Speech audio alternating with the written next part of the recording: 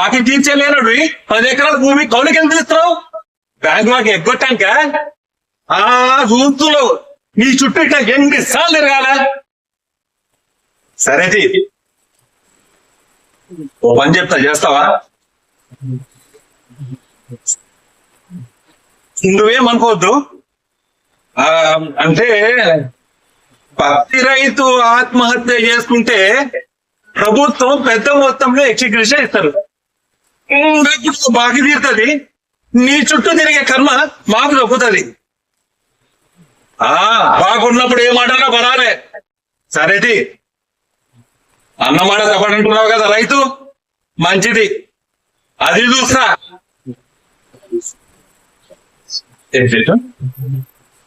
ఇంకొకటి, ఒక ఫ్రెంచ్ దొర అని మన హిస్టరీలో ఉంది.